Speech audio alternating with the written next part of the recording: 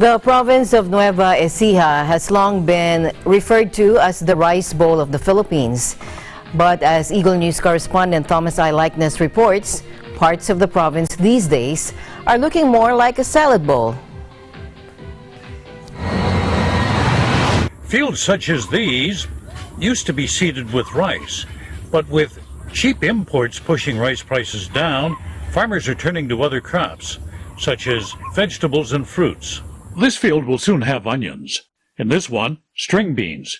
And here, under the plastic coverings, melons have been planted. Last growing season, it cost some farmers more to grow their crops than what they could sell them for, and that just doesn't make good business sense. Vic Zafra is a rice grower. He says something has to be done about imports.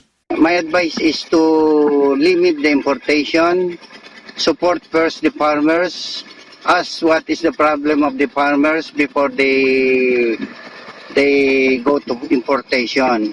They make a subsidy to the farmers. As well as low crop prices, he says farmers are faced with high input costs for fertilizer, pesticides, and fuel. Zafra says he's considering other farming options. I considered planting onion, planting vegetable. I also engage in fish farming because of the problem in our rice price. Zafra's son, Levy, agrees low-priced rice from other countries has hurt farmers. Actually, there's a big change in the business when the imports came to the country because the palay price got affected. Palay price today is around 12, 13 pesos. Unlike before, they can buy it around 17, 18. So many farmers are not having a good year this year because of the price of rice, palay. Levy had been a rice trader, but left that business this year.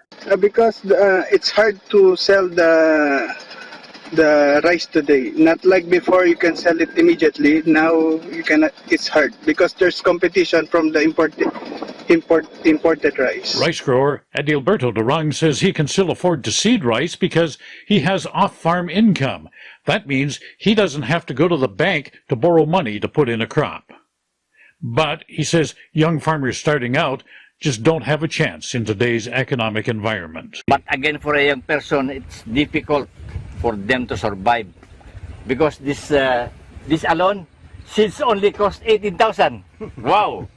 If you make a loan from the bank, wow, that is 6 months. 6%, 6 to 10%. You cannot. Durang also wants the government to do something about input prices. They should regulate the price of fertilizers per bag. They should the inputs like insecticides, the herbicides, molluscicides, and all the spray materials that cost us very high. Unless the economics improve, roadside scenes such as these may be less frequent. Growing rice simply just doesn't pay the bills. Not all farmers are making the switch to alternate crops. Some are still growing rice, toughing it out, hoping that prices will rebound. Meantime, though, the cheap imports continue. Near San Jose City and Nueva Ecija, Thomas I. Likeness, Eagle News.